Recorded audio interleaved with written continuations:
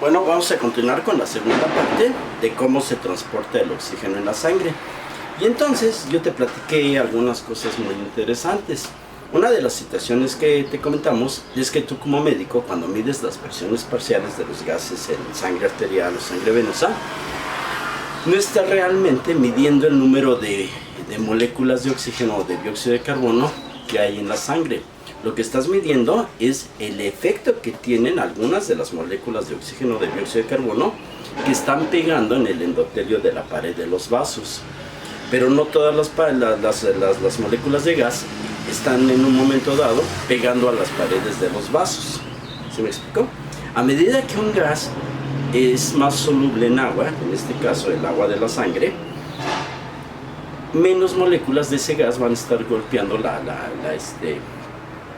pared, y por lo tanto la presión parcial que tú detectas de ese gas es mucho menor. Por ejemplo, el dióxido de carbono, yo te comenté que tiene una presión parcial de 40 milímetros de mercurio en sangre arterial, y el oxígeno una de 100 milímetros de mercurio.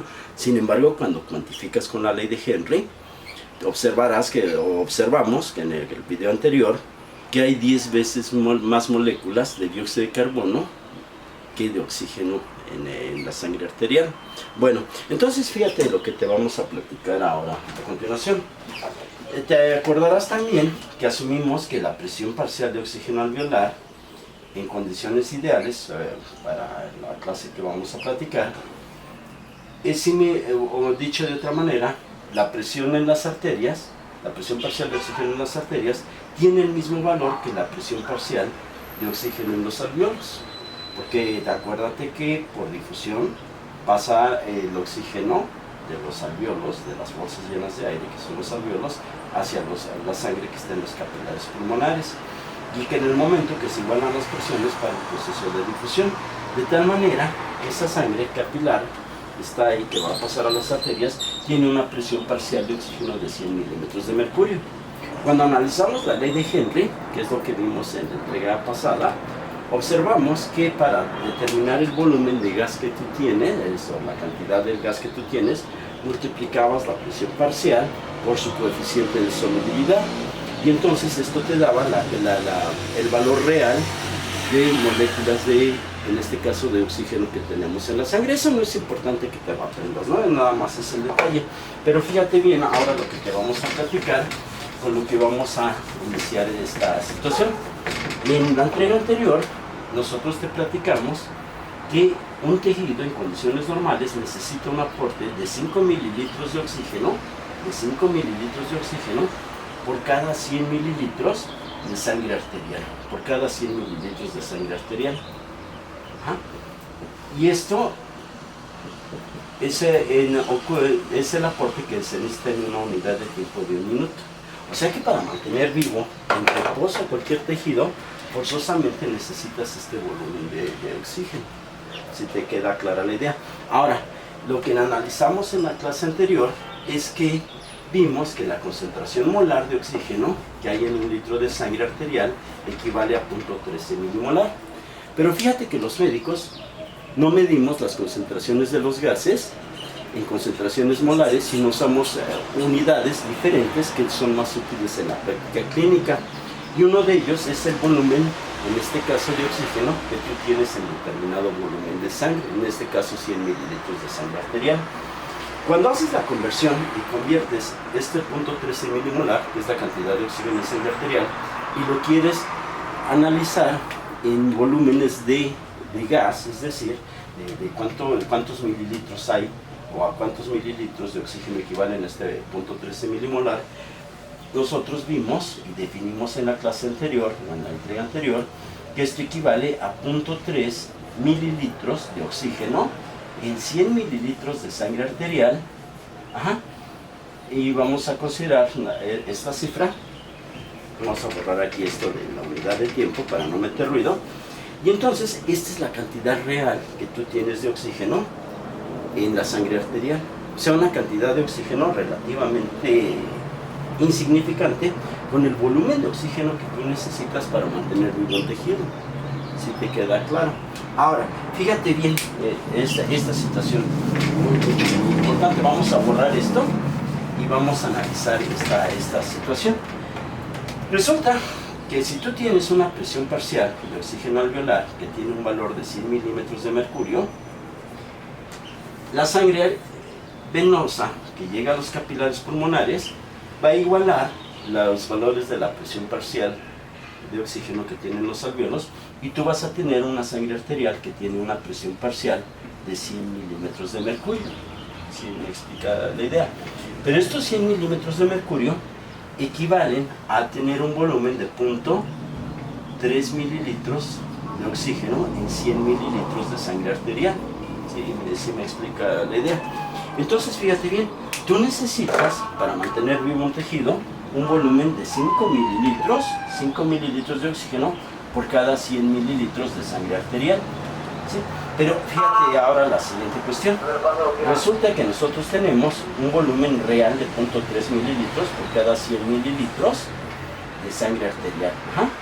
Y esto lo logras teniendo una presión alveolar, de 100 milímetros de mercurio. ¿Sí? Ahora, esta sería la relación.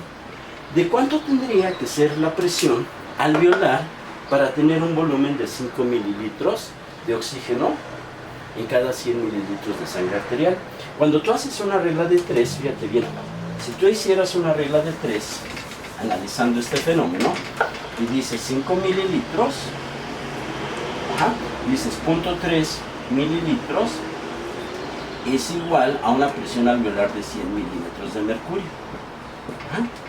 Lo que yo quisiera saber es de cuánto tendría que ser mi presión alveolar para tener un volumen de 5 mililitros. Entonces haces una regla de 3 muy sencilla.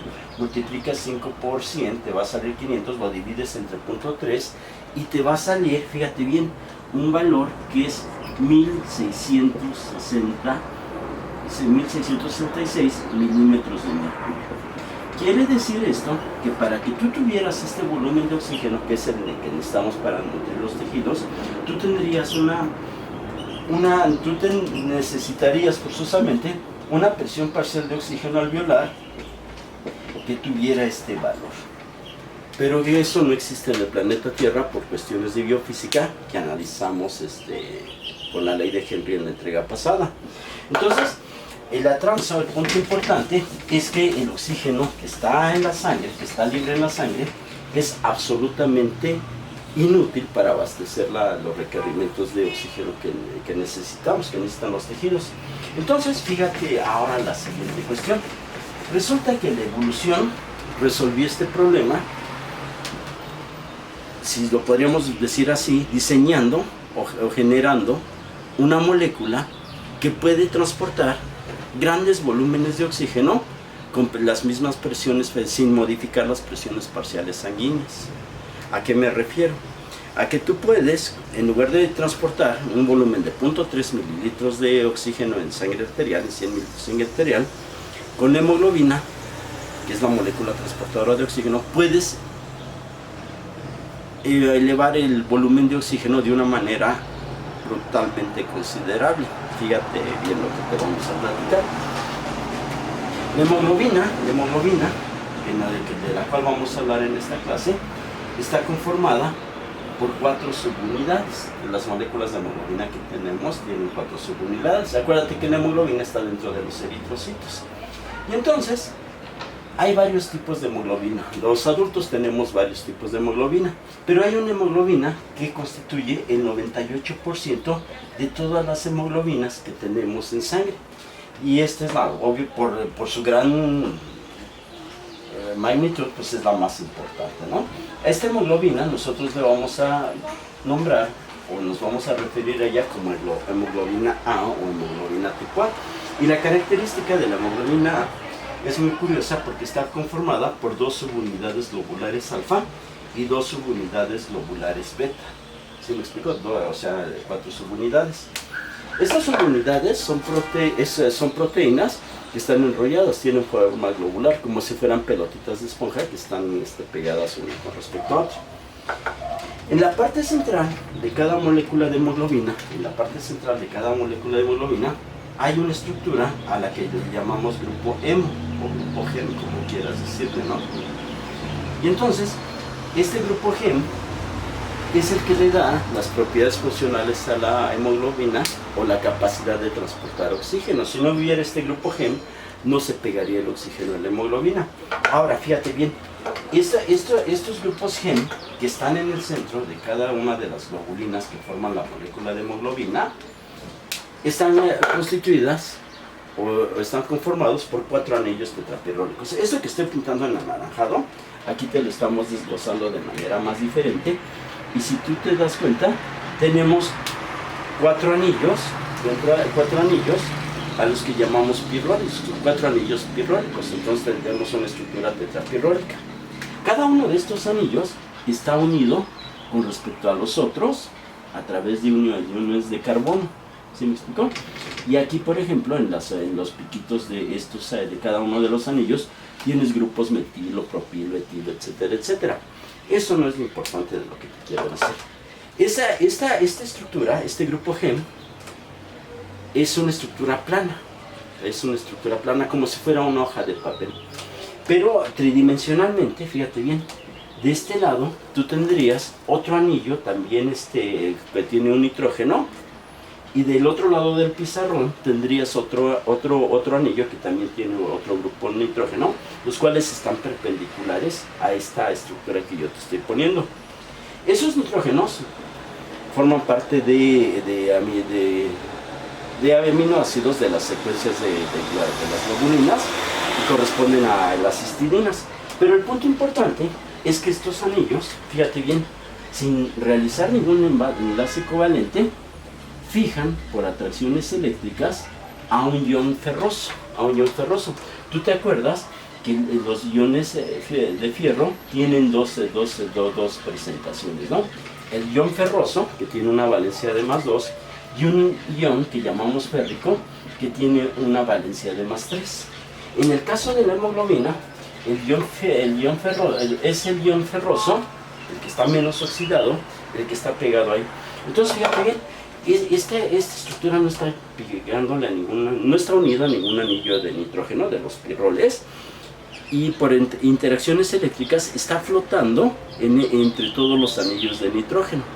Es en el grupo fierro donde se pega la molécula de oxígeno.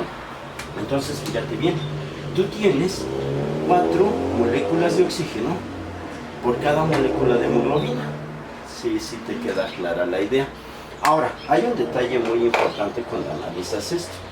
La hemoglobina, fíjate bien, un gramo de hemoglobina tiene la capacidad de transportar más o menos un volumen de 1.34 mililitros de oxígeno. Esto es lo que transporta, o el volumen de oxígeno que puede transportar un gramo de hemoglobina.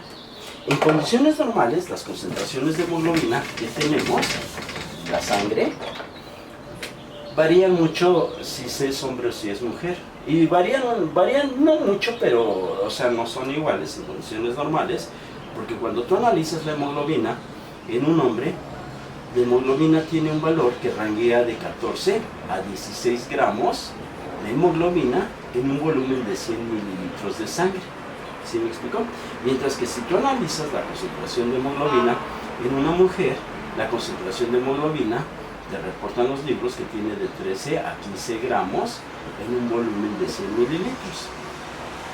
¿Por qué es diferente o por qué es un poco más alta o más elevada la concentración de hemoglobina en los hombres? Por una sencilla razón, porque nosotros producimos toneladas de andrógenos. Y los andrógenos, aparte de darnos las características sexuales, la conducta sexual, tienen un efecto anabólico muy importante y hacen que se incremente la producción de proteínas en todos los tejidos. Por eso los hombres tenemos más masa muscular. Y en el caso de proteínas como la hemoglobina, se incrementa más su número con respecto a las mujeres. Esa es la diferencia. Pero en la práctica clínica tú puedes ver mujeres que tienen hemoglobinas de 17 gramos, 16 gramos y hombres que tienen de 12 gramos. O sea, esto es nada más así como una convención, ¿no? Para fines prácticos vamos a considerar que tanto hombres como mujeres en condiciones normales deben tener 15 gramos de hemoglobina en 100 mililitros. Entonces fíjate bien lo que te vamos a platicar. Entonces tú tienes una concentración de hemoglobina de 15 gramos en un volumen de 100 mililitros. ¿Sí me explico? Que esto es lo ideal, la concentración normal de hemoglobina. Podría platicarte algunos detalles, pero quiero redondearte esta idea. Entonces, fíjate bien, si nosotros estamos asumiendo que un gramo de hemoglobina tiene la capacidad para transportar un volumen de 1.34 mililitros de oxígeno, entonces si tú multiplicas 15 por 1.34, vas a sacar un valor que es igual a 0.21 gramos, 20.1 mililitros de oxígeno que pueden ser transportados en un volumen de 100 mililitros. ¿Sí me explico? Entonces yo te dije que los tejidos necesitan un volumen de 5 mililitros de oxígeno por cada 100 mililitros de sangre arterial. Entonces ahora, fíjate bien, con la hemoglobina tú tienes una capacidad para transportar muy grandes volúmenes de oxígeno y abastecer perfectamente a los tejidos de oxígeno. ¿Sí? Entonces fíjate la siguiente cuestión. Si tú analizaras, fíjate lo que vamos a analizar. Cuando se analiza el comportamiento de una proteína cuya función es el transporte de gases, el parámetro para darte idea de cómo funciona esa proteína es medir qué tanto transporta de oxígeno esa proteína transportadora de gases ante determinadas presiones parciales de oxígeno. Fíjate la siguiente sopa. Entonces, lo que te vamos a platicar ahorita es muy interesante. Esto que tengo pintado aquí es una curva que viene en todos los libros de medicina interna, de fisiología, de neumo, que es la curva de afinidad de saturación del oxígeno. Y esta curva, que es muy clásica, indica qué tantas moléculas de hemoglobina o qué tantos sitios de unión del oxígeno a la hemoglobina están saturados con respecto a la presión parcial de oxígeno. Pero hay un detalle muy importante, fíjate bien. Yo te platiqué que el volumen de oxígeno que tú tienes libre en la sangre es de 0.3 mililitros en un volumen de 100 mililitros de sangre arterial. Este es el volumen de oxígeno que tienes. Este volumen de oxígeno tú lo tienes cuando tu presión parcial en las arterias tiene un valor de 100 milímetros de mercurio. Sí, me explico. Entonces ahora fíjate la siguiente cuestión. Cuando tú tomas una gasometría, lo que estás midiendo no es el oxígeno que está pegado a la hemoglobina. Claro que no es el oxígeno, porque ese no lo puedes medir en una gasometría. El oxígeno que tú estás midiendo es el que está libre, el que no está pegado a la hemoglobina. Es este volumen de oxígeno que estás midiendo. Sí te queda clara la idea. Y si no me crees, pues haz una observación muy simple. Métete a algún pabellón de medicina interna y cuantifica la hemoglobina de dos pacientes. Consíguete un tipo que tenga una hemoglobina de 5 gramos en 100 mililitros y otro que tenga 16 gramos en 100 mililitros. Cuando tomas la presión parcial de estos dos sujetos, aunque uno tenga mucho más hemoglobina que el otro, las presiones parciales van a ser las mismas. Aunque te sorprende esto, o sea, la presión parcial de un gas no tiene relación con las concentraciones de hemoglobina. Entonces ahora fíjate la siguiente cuestión. Nosotros en la práctica clínica consideramos la presión parcial del oxígeno libre como un parámetro indirecto para inferir cuánto oxígeno está pegado a la hemoglobina o cuánta hemoglobina está pegada al oxígeno, como lo quieras ver. Y entonces sabemos que si tú tienes una presión parcial de 100 milímetros de mercurio, tú vas a tener saturado el 100% de todos los sitios de unión del oxígeno con la hemoglobina. Vamos a analizar esto. Imagínate, fíjate bien para que te quede claro, imagínate que este es un alveolo que tiene una presión parcial de 100 milímetros de mercurio. Y el alveolo está lleno de aire. Imagínate una estación de metro en donde el andén está llenísimo y todo el mundo está esperando por un convoy. Ese oxígeno, ese andén lleno de personas equivaldría al oxígeno en un alveolo saturado de oxígeno. Ahora, fíjate la siguiente cuestión. Imagínate la siguiente sopa. Imagínate que aparte de las vías del metro del convoy, hay a los lados pasillos por donde la gente pueda caminar de una estación a otra libremente. O sea, si no quieres subirte al convoy, pues puedes irte por el pasillo de una estación a otra. La gente que va libremente por el pasillo, que no se sube al convoy, equivale al oxígeno que está libre. Y la gente que se sube al convoy equivale al oxígeno que está unido a la hemoglobina. Entonces, fíjate bien, si tú tienes tu andén lleno de personas, tienes una presión parcial de oxígeno alveolar de 100 milímetros de mercurio, obviamente hay un montón de oxígeno y va a saturar el 100% de las moléculas de hemoglobina. Pero también vas a tener este volumen de oxígeno libre de personas que van a caminar por los andenes. Si tuvieras una situación donde disminuye tu presión parcial de oxígeno alveolar, es decir, hay menos gente esperando el metro, una estación de metro un domingo a las 6 de la mañana, observarías que va a caminar menos gente entre pase por los pasillos, entre estación y estación, pero también va a haber menos gente que se suba al convoy. ¿Sí me explicó?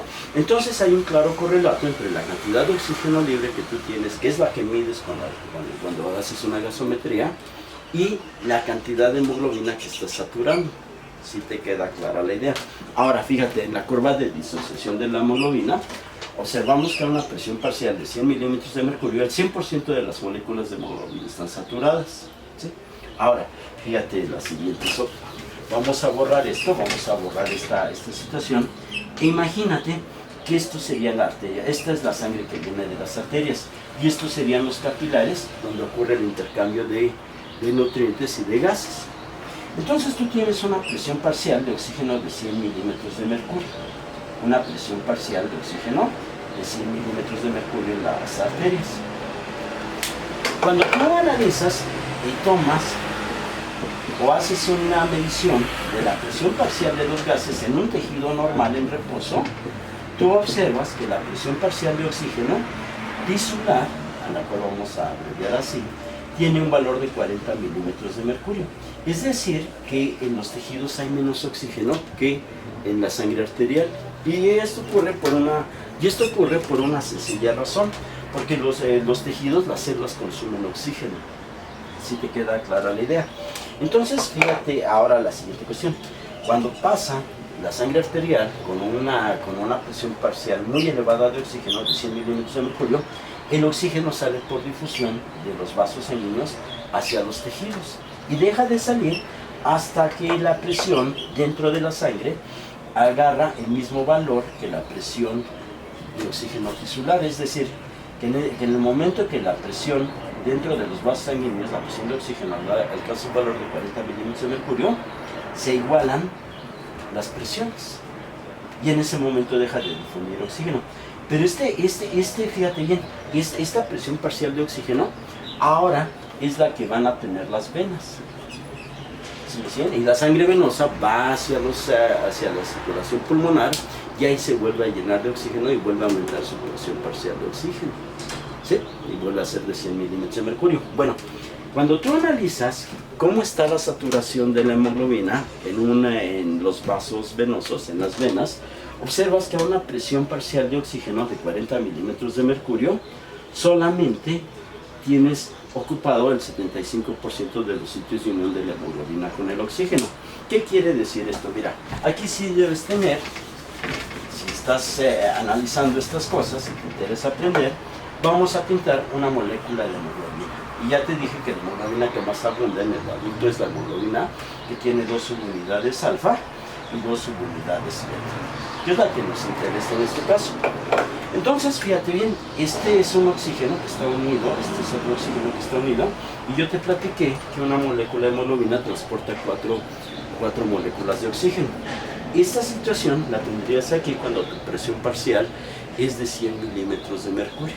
¿Sí? En el ambiente hay mucho oxígeno y la hemoglobina se satura de oxígeno.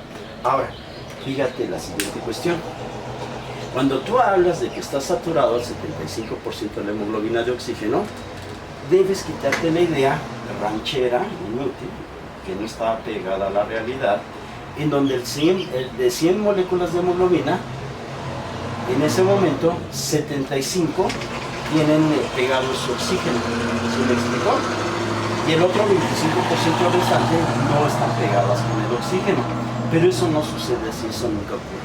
Cuando te digo que el 75% de los sitios de unión de la hemoglobina están pegados al oxígeno, me refiero a que todas las moléculas de hemoglobina en sangre venosa tienen 3 moléculas de oxígeno pegadas, pero les falta una. ¿Sí me explicó? O sea, está saturado a las 3/4 partes de su capacidad total. Entonces, en condiciones normales, las presiones parciales de oxígeno en sangre arterial a nivel del mar tiene un valor de 100 milímetros de mercurio y está saturado al 100%. En la sangre venosa, tú tienes una presión parcial de oxígeno de 40 milímetros de mercurio y solamente el 75% de los sitios de unión están pegados al oxígeno. ¿Sí te queda claro? Pero esa es una gasometría, o estos son valores que ocurren a nivel del mar. Fíjate bien, la mayor parte de los humanos en este planeta viven a nivel del mar, y cuando los estudiantes de medicina leen un libro de fisiología, aprenden estos parámetros. Pero, ¿qué crees? Existen poblaciones que viven kilómetros por arriba del nivel del mar, como ocurre con los habitantes de la Ciudad de México. En la Ciudad de México estamos como 2,5 kilómetros, 2.500 metros por arriba del nivel del mar. Entonces yo te dije que a nivel del mar, fíjate bien, a nivel del mar, la presión parcial de oxígeno, si esto fuera el nivel del mar, y tuvieras aquí un monito, y esto fuera la atmósfera, la presión atmosférica tiene un valor de 760 milímetros de mercurio. Es el peso del aire que está arriba de nosotros, en este caso en una playa. Pero si tú estás arriba, en la Ciudad de México, que está a 2,5 kilómetros por arriba del nivel del mar, la cantidad de aire que hay arriba de nosotros es menor. La presión parcial que hay es mucho menor, no es de 760 milímetros de mercurio. Entonces, dependiendo de la delegación de la Ciudad de México donde tú estás analizando, varían las presiones parciales, pero vamos a considerar una presión parcial para todas las delegaciones de la Ciudad de México. Y la presión parcial en la Ciudad de México, la presión atmosférica en la Ciudad de México tiene un valor de 578 milímetros de mercurio. 578 milímetros de mercurio. Con una presión atmosférica de 578 milímetros de mercurio, tu presión de oxígeno atmosférico es alrededor de 120 milímetros de mercurio. ¿Sí te queda claro? De 120 milímetros de mercurio. A nivel del mar es una presión parcial de oxígeno de 160 milímetros de mercurio. En la clase pasada yo te platiqué que las composiciones de los gases son muy diferentes en los alvéolos con respecto a la atmósfera por 2 factores. Primero, porque aumenta la temperatura y aumenta la cantidad de agua en estado gaseoso dentro de los alvéolos, y eso desplaza los otros gases, y aparte tienes una gran cantidad de dióxido de carbono. Entonces, cuando tú analizas la presión de oxígeno alveolar en los habitantes de la Ciudad de México, está alrededor de 66 milímetros de mercurio. Y esa presión de 66 milímetros de mercurio, fíjate bien, te da una presión, parcial de oxígeno arterial en los habitantes de la Ciudad de México, alrededor de 66 milímetros de mercurio. ¿Cómo la ves? 66 milímetros de mercurio. O sea que si nos tomamos gasometrías todos, aunque no tengamos los comunes desechos y estemos sanos, nuestras presiones parciales de oxígeno no son de 100 milímetros de mercurio, como te dicen los libros que tú estás leyendo, sino en la Ciudad de México la presión parcial de oxígeno es de 66 milímetros de mercurio. Entonces eso quiere decir que debes saturar menos el oxígeno con hemoglobina, o mejor dicho, la hemoglobina con el oxígeno. ¿Sí te queda clara la idea? Fíjate, esto es muy interesante. Si tú ves la curva de distensión de la hemoglobina y analizas cómo está la saturación de la hemoglobina a una presión parcial de 66 milímetros de mercurio, que es la que tiene el oxígeno en nuestra sangre, te das cuenta de algo muy impresionante. Te das cuenta que, aún a pesar de que la presión parcial es mucho más baja de los valores normales que ocurren a nivel del mar, no obstante, a esa presión de 98 milímetros de 66 milímetros de mercurio, tiene saturado alrededor del 98% de moléculas de hemoglobina con oxígeno. Fíjate qué cosa más interesante, ¿no? O sea, el hecho de que la hemoglobina tenga... Bueno, entonces con esto te queda claro, perdón, es que se cortó la cámara, por no entender.